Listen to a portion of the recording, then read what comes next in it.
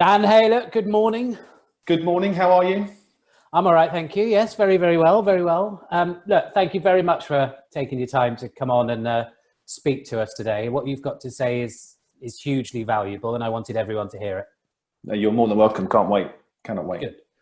There is a rather therapeutic aura about you, one that surprised me in our initial chats, that when I think of a financial advisor, I would think of someone suited and booted and someone who's trying to sell me policies.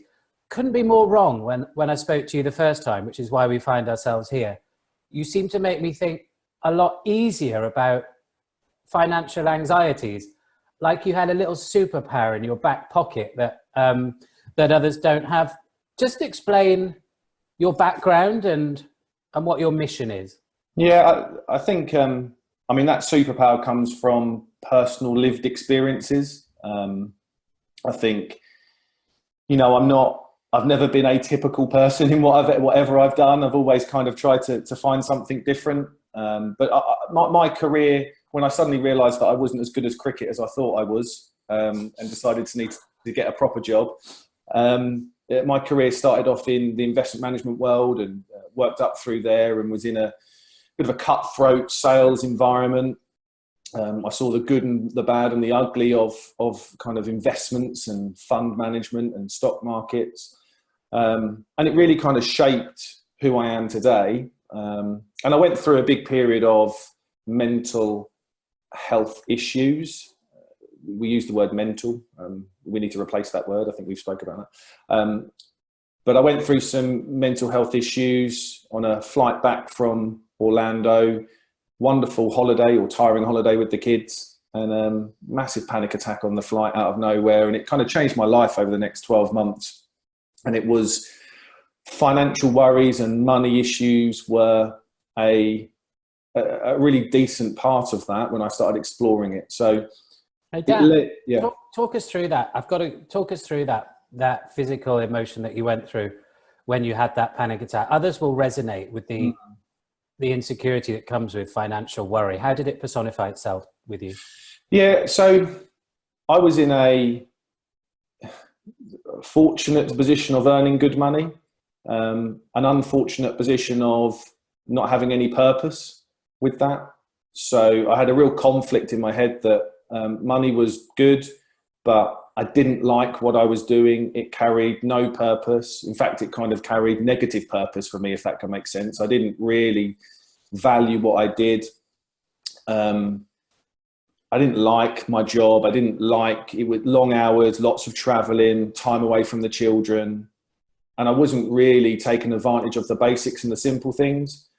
And kind of a 4 or 5 year journey where my career took off, I kind of got on the treadmill and I progressed really quickly. And with that come responsibilities and more time away and more money. And it just didn't I think when you have that moment, it makes you look back and you realize what you've been through over the course of those years and how it's built up. So, I think, I was in a fortunate position in terms of physical money earned, but it had no meaning and no purpose. And what I wanted to do, and that panic attack on the plane was probably the single worst experience I've ever had in my life. The feeling of impending doom. I didn't know what it was. I've never suffered with them before, completely out of the blue. I spent 45 minutes locked in the plane toilet just by myself, just thinking, what's happening here? My family were asleep, didn't want to wake them. And then kind of it was a 12-month transition of kind of working through this, health anxieties, what's wrong with me. It can't just be mental health, right? It can't be my mind. Surely that, all these physical symptoms that I'm having and stomach pains and headaches and, it must be a brain tumor. It must be stomach cancer. It cannot be my mind. So it was kind of looking through those processes and understanding what the triggers were and the stuff kind of a bit back that you kind of started exploring. But money was a big part of it. And then really kind of dealing with that, getting through that, getting diagnosed with panic disorder, learning to live with it, learning to understand it, got diagnosed with IBS, learning to live with that and understand that. And then it really brought me full circle to looking, what's my purpose at work? Career's a big thing. You're in it for a long time. We'll get onto retirement later on, I think, but you're in it for a very long time. What's my purpose?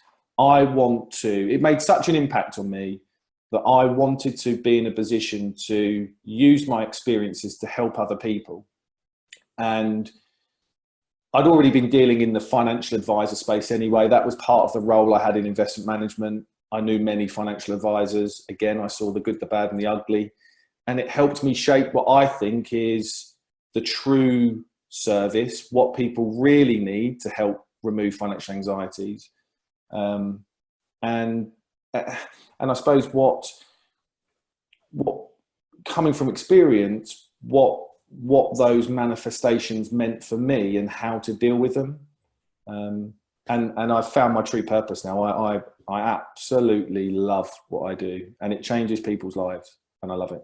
Good. And I'm going to ask you about that in a second. Part of the reason why I dwell on the low bits is because we have both been through experiences. You've built yours. We've started Wellity. We're trying to use that power.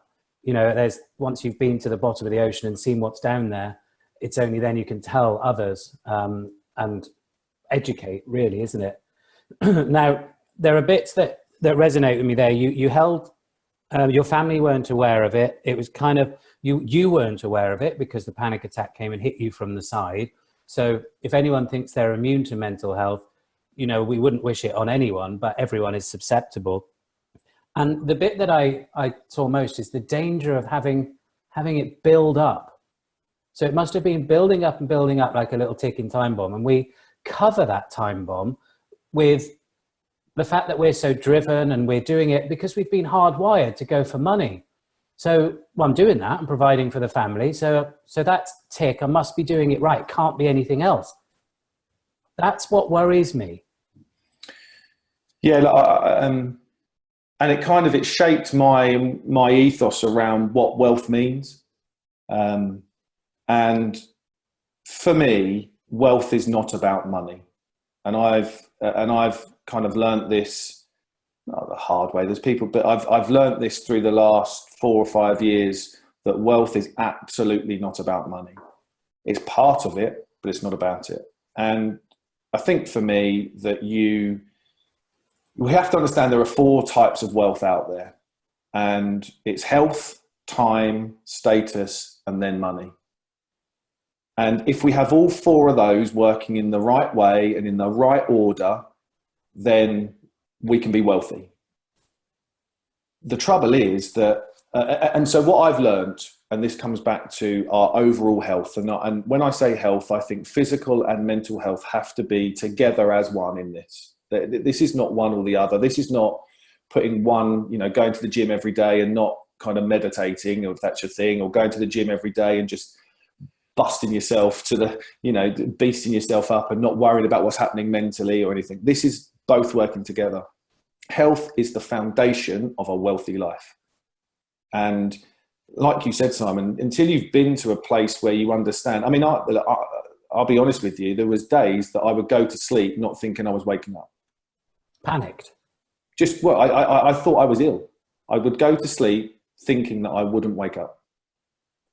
And when you're in a place where you really question your health, every little thing I had wrong with me, and then Google is the enemy in life now. Never Google. No, Never Google. And I've learnt that the hard way. You've got 5 minutes left, whatever ailment you Google. Exactly. And I would go to sleep thinking this is, I've got such a bad headache. My stomach is in knots. My chest is tight. I don't want to close my eyes because I don't know if I'm going to open them up again. Whoa. But when you go there, you understand that health is the foundation of everything. You have your health, you can build on that. And the wealthiest people that I know are the healthiest people. And I don't mean they can do ultra marathons and Ironman stuff and all that. I mean, physical health is important, but it's, you understand that health is the foundation. Then you think, well, actually, now I've got to take advantage of my time. And time is the one thing that ticks away. There's a great video on YouTube called the jelly beans of time, which I think is really interesting. It kind of puts your life into jelly beans. But time is the thing that we have that gets taken away from us, that we all crave, we all want, no matter who I speak to, whether they're retirees or young people. The common thread is, I just want more time. I need more time. I haven't got enough time. Time is a thing we all crave. So, you know, we need to make sure that when we have the time, we can take advantage of it. And we use that wisely. We spend our time wisely. And not worry so much about kind of psychological time, i.e. the time in the future or the time in the past. Worry about the time now.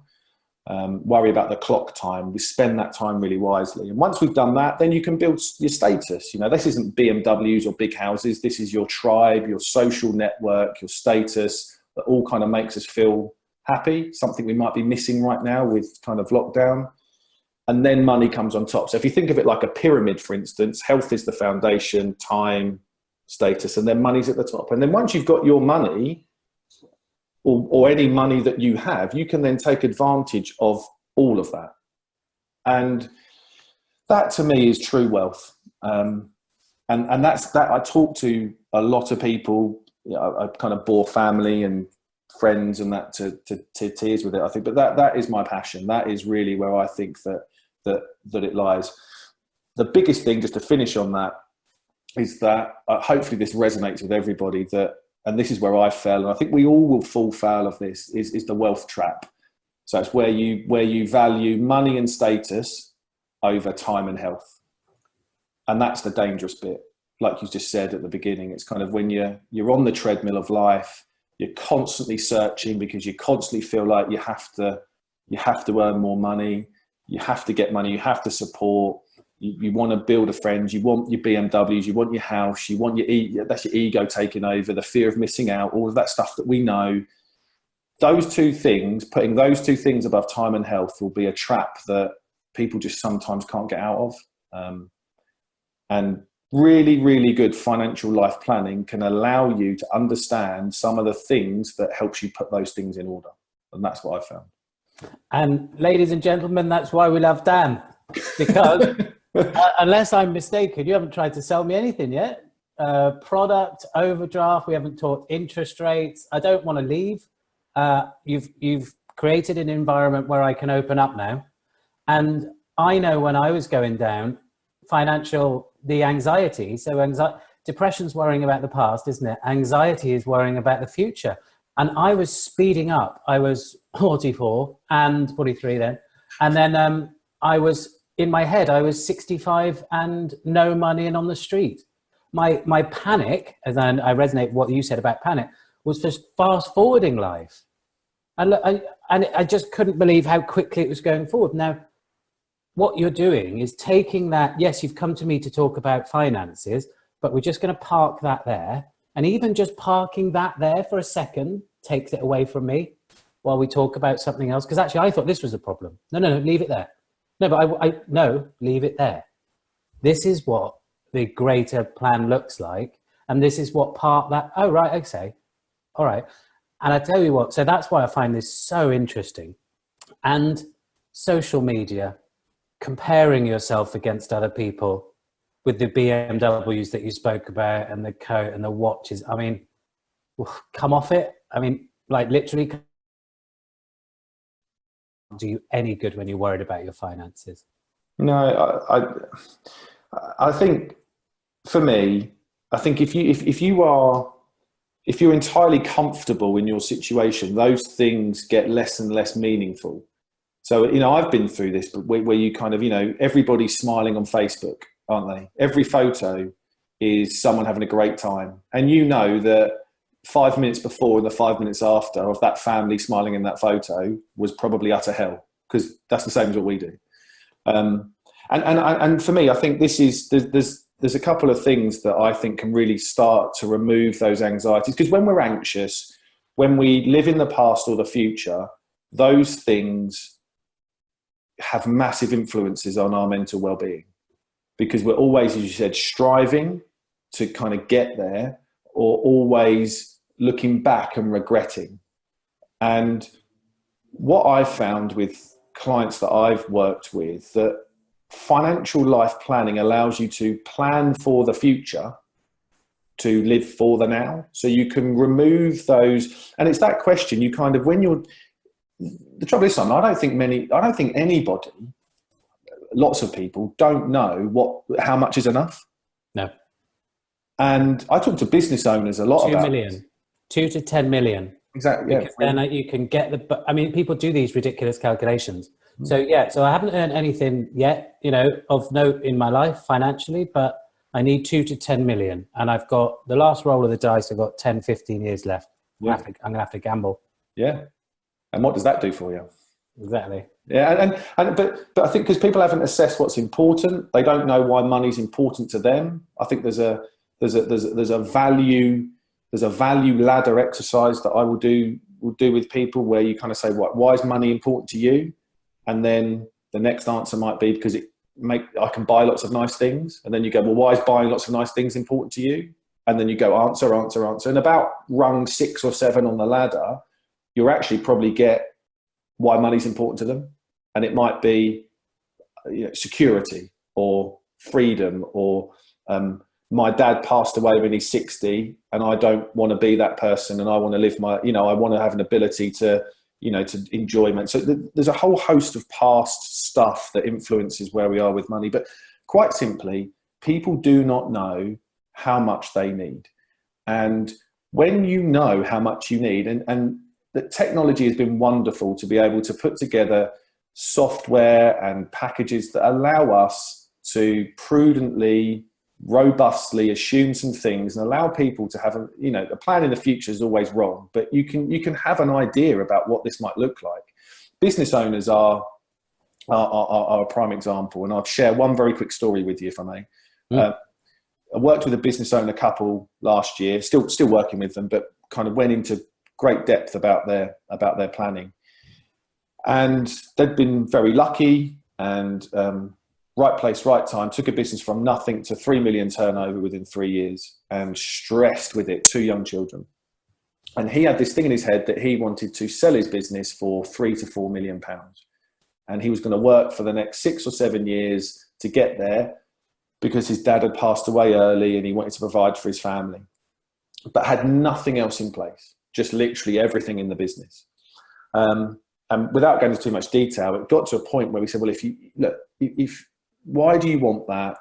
You want to sell the business because you know this business is going to run you into the ground. So there's a limited shelf life in this business because you're working hard, but you're sacrificing your family. You've already told me that the holidays you're having are not holidays because you're on your phone all the time. You're not doing the things you want to do.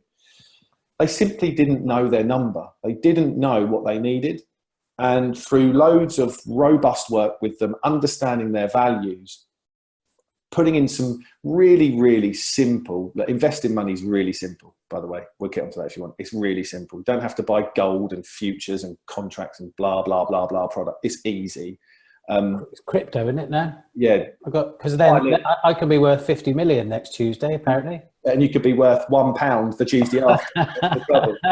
And it goes like that. And quite simply, we've done some planning and said, look, in 7 years' time, when you're 52, you could sell your business for £350,000 and you'd have enough money to last you and your kids the lifetime with everything you've talked about. Now, he had £1 million worth of stock sitting in his warehouse.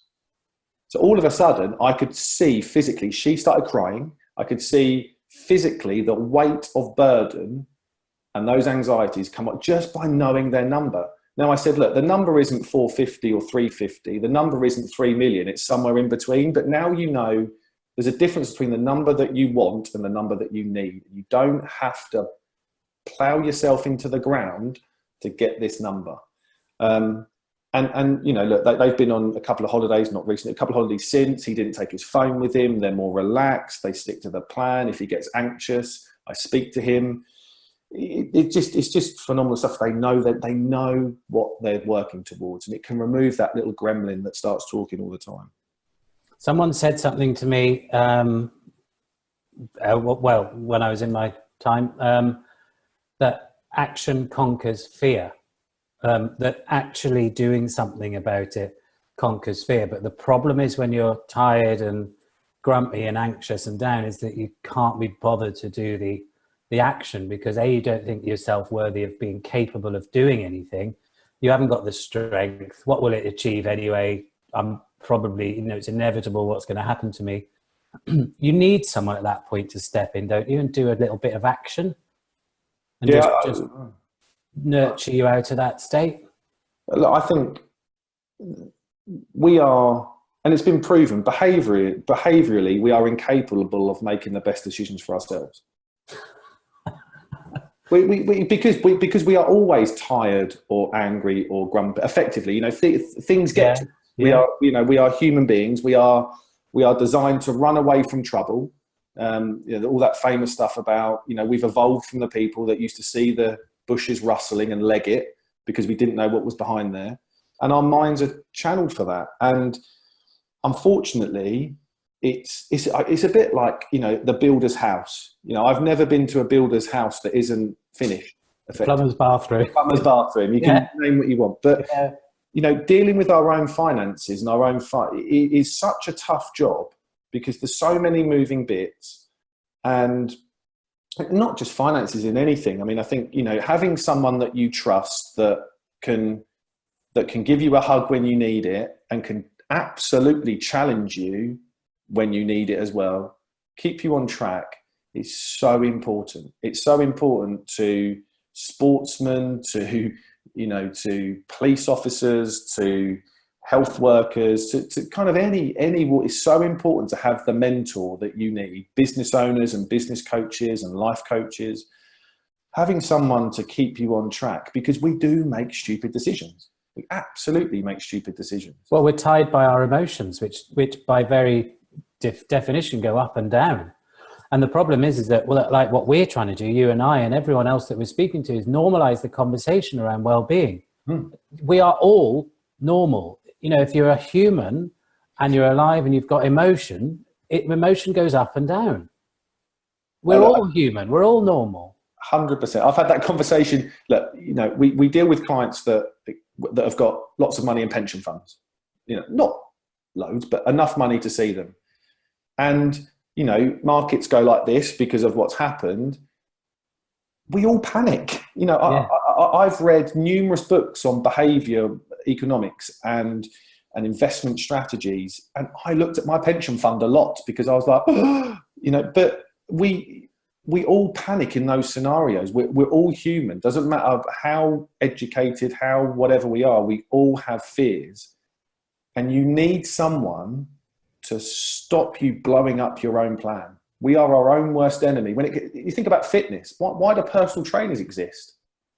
It's, we need someone to keep us on track, to stop us from being lazy, to give us accountability, because that's what our minds really want. They want that guidance. And left to our own devices, we all suffer from the same emotions. I don't care who you are.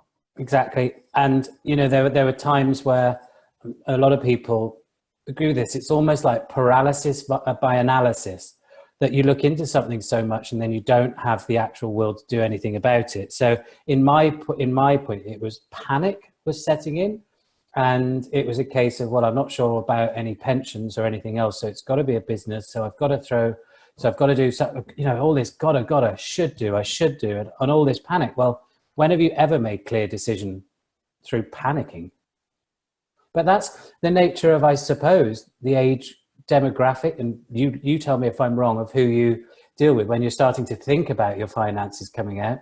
If you're realizing that actually you haven't got anything, but you're later on in life, then there's a massive sense of panic because you haven't got time to do anything about it, or at least that's how it feels. What do you say to those? Yeah, I think it's so. I think financial anxiety is rife in people that are kind of 50, that are going, I haven't planned for the future, but the future's right in front of me, and it's tough. You have to be honest with people, and you have to assess their life. Look, this is the situation we're in. There's no magic formula. You're not going to come to me and I'm not going to recommend something that will give you 300% returns for the next 3 years and make you a millionaire. They don't exist. So we are where we are. Let's reassess what's important. Let's talk about what you want to do going forward. And I think giving people a sense of reality about what can be achieved, what they can do, how they can do it. And actually, when you talk to these people, the basics are important to them deep down. You just have to delve in there. And when they realize that there's a few things on their bucket list they want to do. I really want to go and see the Ashes in Australia, or I really want to travel there, or I want to gift money to my kids to help them on the housing ladder. If you can show them that they can do a few of those things and live a really nice life, they don't have to have £1 million. They don't have to have £2 million. So it's giving people a sense of reality. I also talk to them a lot, that age bracket, about how retirement is the dumbest concept in the world. So if I had my way, I would ban the word retirement tomorrow. I hate it. It has such negative connotations. You look at the word retirement in the dictionary, it basically just says you're on a downhill spiral to death, basically. It's what it says. And I look at retirement like my granddad went to work on the Friday and then come home on the Friday night. And then from the Monday he retired and he sat in his chair for 15 years with his slippers on. Retirement's just such a negative connotation. Retirement's a dumb concept, because it's kind of this arbitrary age that someone says that you can stop work when, why? If you love what you do, why would you want to stop work? For me, it's about being independent. It's about being financially independent or financially free. And if you can get to a point in your life where you are somewhat independent financially, why would you ever want to retire? You know, everyone needs purpose. Everyone needs, and I talk to these people. I say, look, do you know what? You're driven, you're hungry, you love people, you've got all these skills. Why would you want to sit at home and waste all of that? You know, you don't have to work Monday to Friday, 9 to 5, but you could do 2 or 3 days a week and something you really love doing, which allows you to, you know, for your money to last you a bit longer, or you can continue to do. And it's such a dumb concept. I don't like it. That's such an interesting point, because it takes the panic away.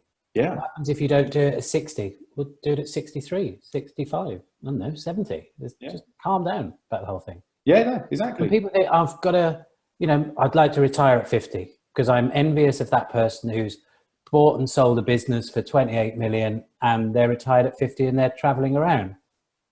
Then there's a lot of comparison then, isn't there? But you don't know how happy someone is, or what it took for them, what sacrifice it took for them to get there, or whether they all gamble it away in 3, like all this storytelling goes on in your head. It just creates noise. With some of our, I say challenging, but some of our, we've got some of the more challenging conversation with the clients are those. We've got clients that have retired in their early 50s, mid 50s, and they're 3 or 4 years into it.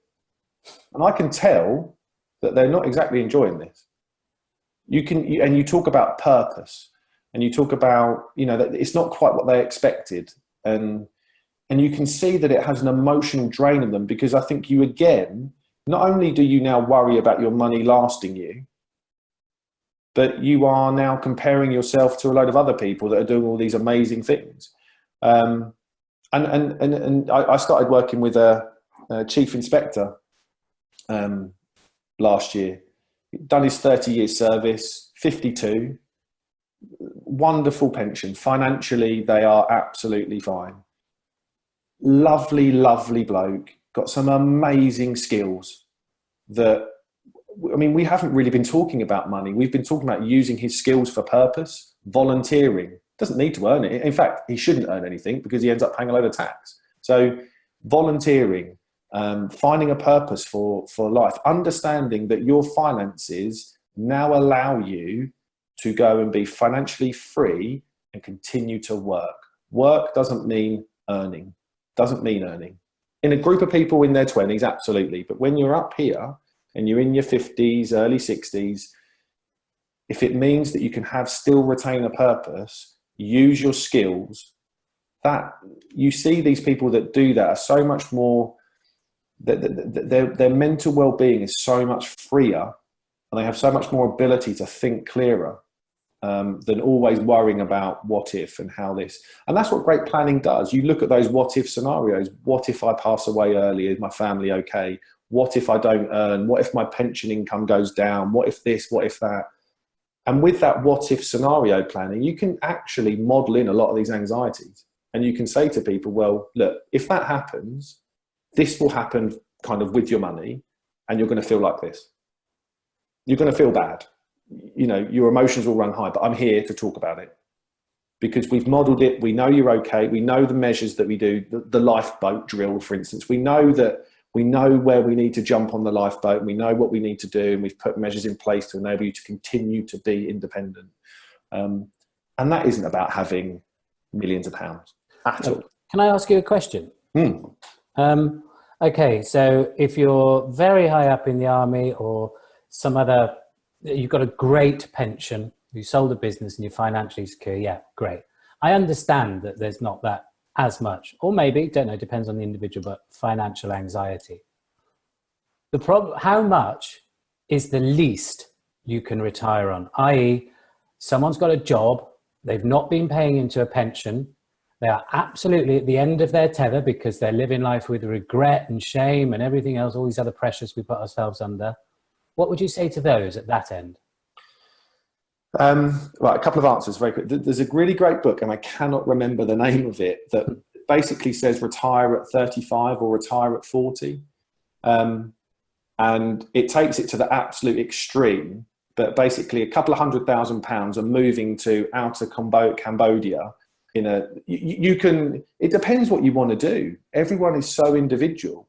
So if you want to live the most basic lifestyle, then an accumulated fund, an accumulated pot of money can last you for whatever you want it to last you. Just depends how you want to live. But in reality, I think that from the experiences that I've had, if we say what is typical that we do, if you kind of want to go at 60 and you want to live a decent life, then 400,000 to 500,000 of investable assets built up over that period will give you a really decent foundation. Because don't forget, and this is the bit that everyone seems to forget now, so in all of our planning, we take all of our clients' lives up till 100. So we live longer. If I see a couple come in our office and they're 60, they're both 60, one of them will probably last to about 90. There's a big chance that one of them will get there. So just because you say that I'm going at 60 doesn't mean that your money kind of instantly goes into cash and you just draw off it.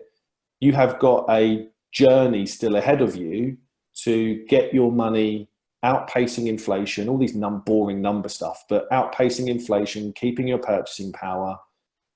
And over any 15-year time horizon, invested money has never lost anything.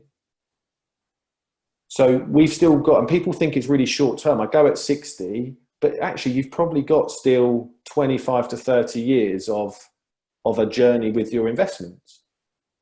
So you have an ability to make them work for you.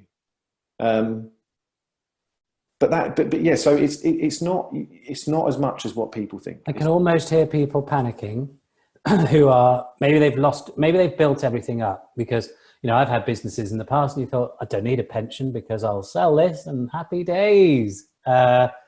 Recession, COVID, unexpected, forced change, health, anything can do that. It's a very risky proposition. And I can see people have worked so hard, but you see your reflection of your own self-esteem with what you're worth financially. So you could work all your life until 55, really top of the game and earning lots, and all of a sudden some sort of disaster comes in from the side, you're wiped out. I haven't got 500 grand, they could be saying. And I live in rented house because my house was on the line with my business. So I haven't got the 500 grand, I'm in rented. I am absolutely at the end of my tether. Is that the point to actually talk to you and engage?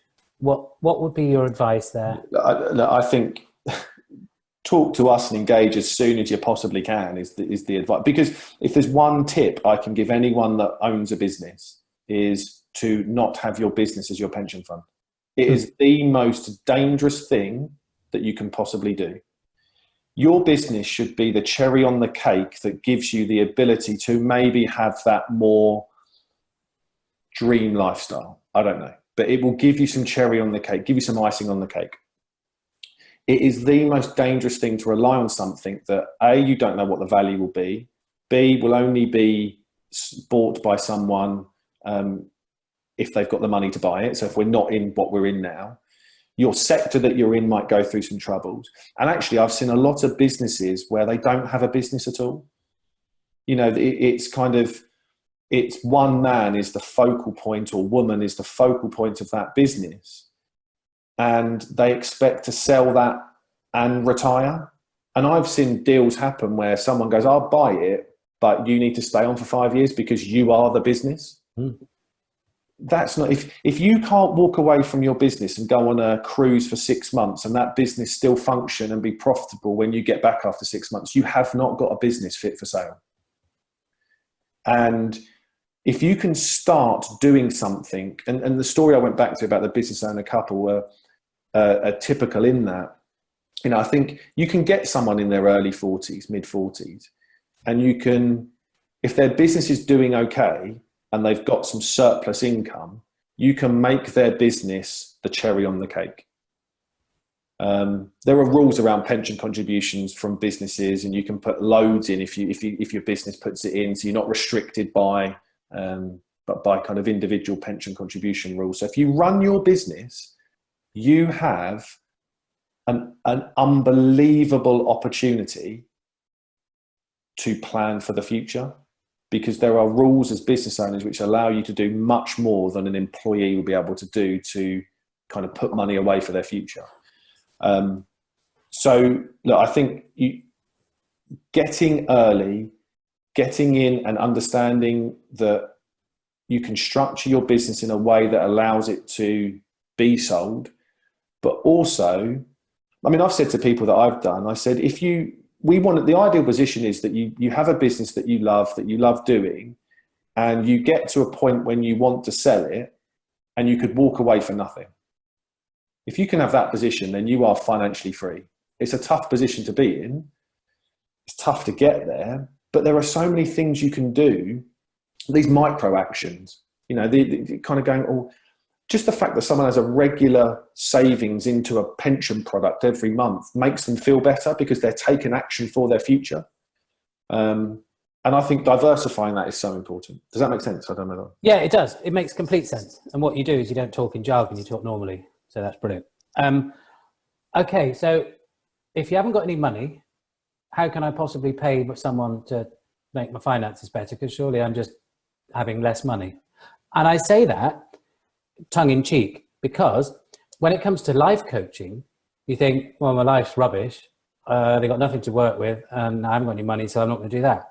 Well, actually, as I know, who swears by one, that's when you need it.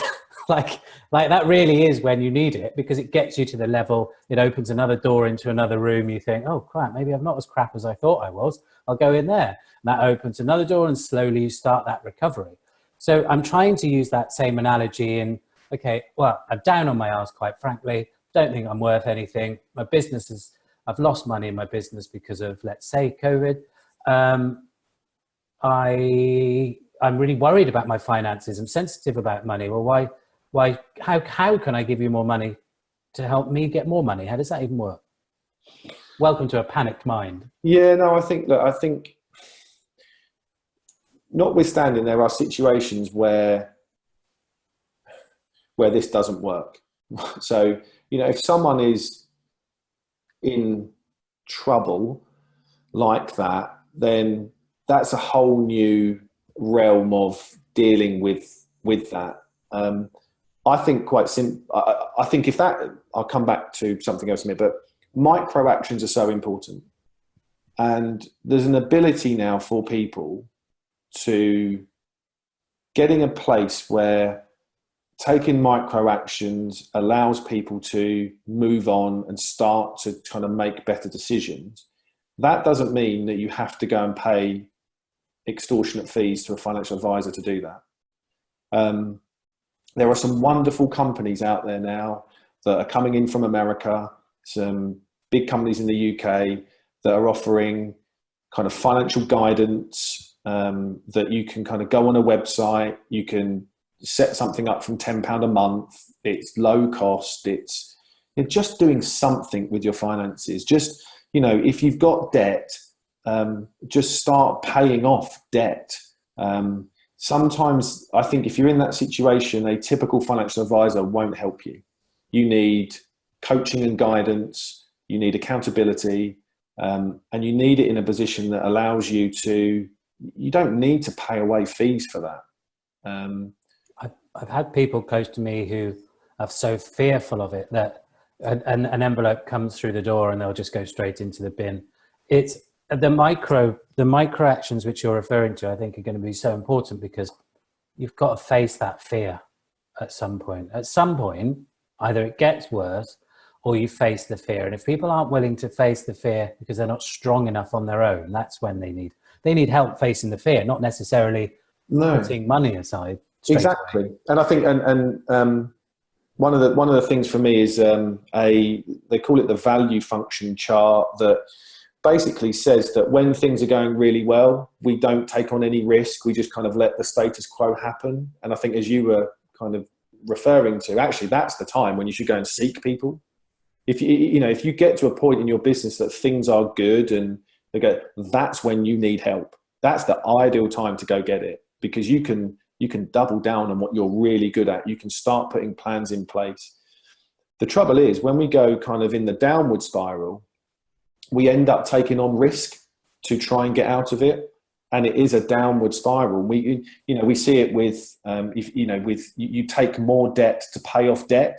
You take, because you're in debt, the debt that you consolidate has got a higher rate of interest, et cetera, and you end up taking on more risk to get out of it. And the story that I've shared with you before is kind of one where you go to the horses and you go, right, I've got races, and I've bet loads of money and I've lost on every race and I've got £10 left and I'm on the last race. I'm going to put my £10 on the 200 to 1 outsider that's not got a chance of ever winning, just in case it does, because then I get my money back. When in fact, what you should do is, if you've got it, you should go and take another 90 quid out of your bank or borrow 90 quid from your friend and put it on the 2 to 1 favourite. We end up taking on too much risk when things are not going well.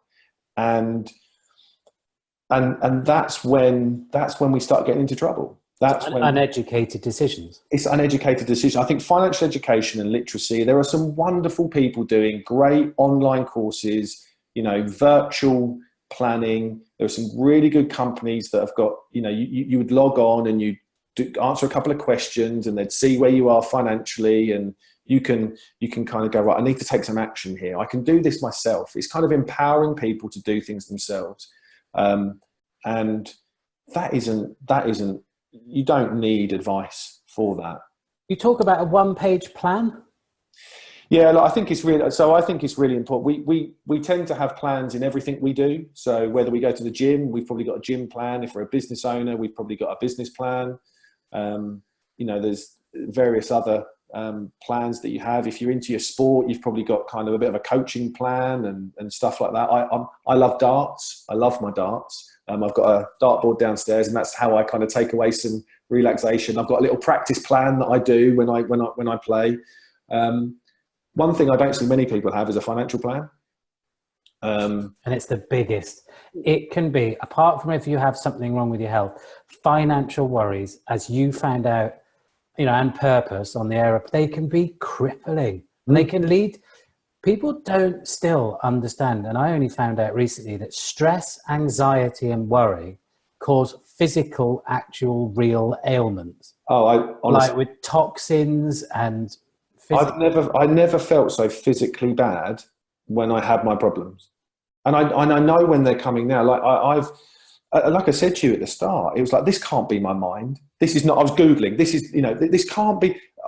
My mind cannot make me feel physically like I feel, because your mind's not a muscle. That's what my thinking was. It's not an actual thing. No one can go in and say, can you fix my mind, please? No. And the physical elements are so depleting for people. And they can lead to real, you see stories of people that have had mental health problems that develop Crohn's or develop, like my IBS sometimes is crippling. I've kind of got some triggers. I know what not to eat and drink a little bit, but sometimes it just has a mind of its own and comes back. But having planning is so important. So there's a really great book called The Power of Now by Eckhart Tolle. And for me, that has to be, we have to appreciate the now, because the only time that exists is the now. Time doesn't exist in the future, hasn't existed in the past. It only ever existed in where we are now. And a great plan, forget financial, whatever, a great plan allows you to take away some of those anxieties of the future to enable you to live in the now. And everybody should have an ability to sit down and write themselves a really simple one-page financial plan. How much do I spend? How much do I earn? What's my position thereafter? What's my net position? What have I got asset-wise? What's my liabilities? So then you can have a little structure about that. Think about budgeting, and then put some goals down. Sounds so therapeutic. It does. I want to ring you afterwards and say, right, this is. I know I'm spending too much.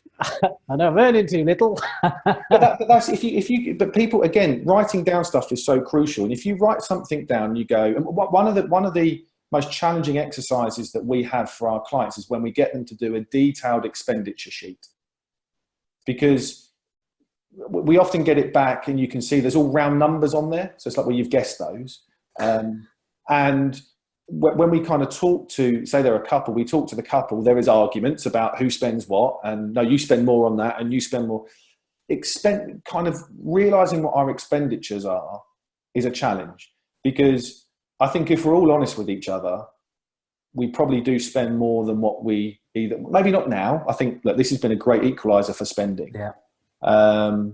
But we all do tend to spend a bit more than what we believe. If we really kind of, Amazon's brilliant, your one-click Amazon purchase and all that stuff that comes through. So just the ability to go, right, what am I spending every month down to the penny? What do I bring in down to the penny? Where's my position? Right, I am spending more than I'm spending more than I'm earning. My 3-month goal is to, in 3 months' time, I want to be at least neutral. And then you put a figure on it. Right, I'm spending £500 more a month than what I'm bringing in. So I want to reduce my expenditure by £500 in 3 months. And that will make me feel like XXX. I will feel happy and content. And, whatever that, at the moment you feel. And to do that, you've got to confront it. You've got to look at the figures. You can't just go, well, I'm going to keep going until my card doesn't get accepted in the machine. That's not the right benchmark, is it? No. And I think the trouble is we can take on that burden ourselves, right? It's a really easy exercise to do, but people don't do it because they're fearful of that exercise. And that's when you just need some coaching and guidance by someone to go, right, look, I'm going to hug you when I need to hug you, and I'm going to challenge you when I need to challenge you. A lot of online banks have it when you go onto your thing. It'll say you've spent this much and earned this much. So what's really interesting is that so open banking is starting to come about massively in the UK. It's quite big in the States. And I didn't realise that banks hold the minutiae detail of where we spend our money. So, i.e., it's not. So they know the shops, but they segment it as well. So this open banking is coming through where your kind of trusted advisors, if you wanted to, and there's portals out there at the moment, can actually see that. So there'll be a time in the not too distant future where our clients won't have to fill out an expenditure sheet, because all I'll say to them is that, can I have permission to see your bank statement? Like a medical record. Yeah. And it comes through and it will give a detailed list, but it will also go, you spend that much on clothes, you spend that much on food, you spend that much on travel, and it will give you segments about where you're at. Look, I know that might be a step too far for some people. They may not be wanting to share that, but depends what subscriptions you have each month that you don't want your other half finding out. Exactly, right? Exactly. But I mean, in theory, it sounds brilliant. But that can take some of that away. And I think, as I said, I think it's a really difficult thing to confront. That's when you just need a bit of help and guidance to be able to go, right, look, there's some really simple things we can start to do. And realization is the first part of taking action. So realizing where you're at, realizing the small steps that you can take, put some emotional feeling around those, and then we'll get there. And you don't have to do it instantly. It can. I think that's what really attracted me to you and your way of thinking, is that the positivity around we'll get there. Because we say at Wellity, you know, with well-being and everything else together, we've got this. It's got to be collaborative. Oh, look, I think I feel like we're on the cusp of something big when it comes to our mental well-being. I think, you know, organizations and people like you are doing some amazing work to get this more normal. You know, I'm a Time for Change champion, and they do some amazing stuff to get people talking about mental well-being.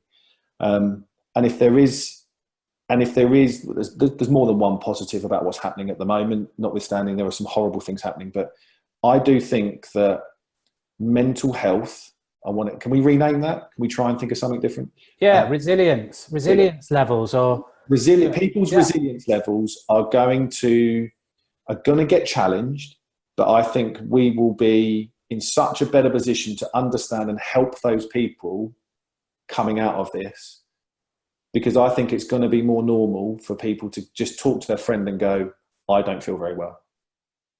And from my experience, talking is the thing that saved me. And having someone that you trust to talk to is so important. I think there's going to be, I do think that we're going to be able to get this into a position where our mental well-being is not only more mainstream, i.e., you know, you can talk about it, but also there'll be people out there that have been through it, that are trained, that know how to do it, that can really, really help people. And the more that gets out there, the more that people know there's people to turn to when they need help. Yeah. So just talk, like we'd say with mental health and everything else, and with financial anxiety, realize that it can be huge. And it may be the biggest thing that is causing some of your health issues as well. Your anxiety can be crippling, and it can cause some of their health issues. So just talk. And I think what you do is you just let everyone know, just calm down. Whoa, whoa, whoa. That's what helped me. You're not 65 tomorrow. You're actually 43. Just calm down. Everything is sortable, right? But just talk to me. And that is why I think, you know, you're absolutely going to find, with the Wellity platform, going to do all we can to direct as many people as we can to you. Dan, where can people find you? So I'm on all social media platforms. So there's I'm part of a business called TFP Financial Planning, and within TFP, I run a separate business and service called Wealth and Wellbeing. So TFP Financial Planning provides regulated financial advice for business owners and people that are kind of retiring. That is where financial advice and planning is absolutely critical, and there is a mental well-being thread that runs through that business. And then Wealth and Wellbeing is a business that is financial coaching. So it's in a place that is much more accessible to the wider public. It doesn't provide regulated advice, but it will give you coaching guidance, like we've talked about today, kind of, you know, ways to kind of build plans and understand your future. And that is a fraction of the cost what you would typically pay an advisor, typically aimed at people in their 30s and 40s that kind of, it's an ideal time to start thinking about how to plan these things. So I can, that's the other business as well. I don't know how you want to. Yeah, no, I mean, it sounds like it sounds like therapy. I don't want to have to sit down, because the problem is that you think, right, shit, I've got to get all my bank statements for the last 5 years. I don't have got a clue where my pension papers are. All I've got is a direct debit. I know it comes out, but the pension company's changed its name 6 times in the last 7 years anyway. So I don't know, actually. Oh, and before you do all that, do you know what? Can't be bothered. No. And so they don't need any of that when they come and speak to you. Just pick up the phone and book in a meeting with me. We can talk about feelings and emotions and what money means to them. It's not the first 2 or 3 stages just isn't about what they've got. It's about what their values are, what they want, what they're trying to achieve. And then the gathering of all the data is easy. There's a pension tracing service that is free for anyone that the government put down. So you just put your last known account number in or something like that, and they can trace all your pensions. It's not a difficult thing. A little bit time consuming maybe, but it's not a difficult thing for me or anyone to go and do. But no, this is you don't need oodles of money. You don't need a pension fund. You don't need to understand exactly where you are. In fact, you'd probably want to speak to me because you don't know where you are. Together, there are exercises that we can do virtually that gets you in a position that you know exactly where you are, exactly what your situation is. Build visual plans to show you where you're going and what you need to do to achieve certain things, where your shortfalls are. So I'm very truthful. So I will always tell the truth, where your shortfalls are, where you're not going to meet anything, put together some goals and an action plan. And that's not about having oodles of money and having to pay for regulated advice. That is coaching, mentoring and planning. It's like life coaching. Look, I think... What's that on the wall behind you over there? That's a life coaching certificate. I'm passionate about life coaching. It is life coaching with a financial twist. I mean, there aren't many people out there doing that, are they? No, it's big in the States, and we always see, I think, the States kind of preempt by us by about 10 or 15 years on a lot of things. But I say to people, this is like wealth manager meeting life coach meeting best friend. And that's kind of what I want to be to people. And having a trusted advisor, someone that kind of is here to serve them, that makes them feel safe and they can trust me with anything they want to talk about. And that's the whole ethos of this. Right. Well, look, I've taken up a lot of your time. You'll be on the Wellity platform and we will do everything we can to promote your services. I've never even heard of it before. And you've really brought to the front of our attentions how crippling financial anxiety can be. But like all good things with Wellity, you've not come to us with a problem, you've come to us with a solution, and you've got a way now that people can at least start the process, take away the fear and start talking. So for that, we applaud you.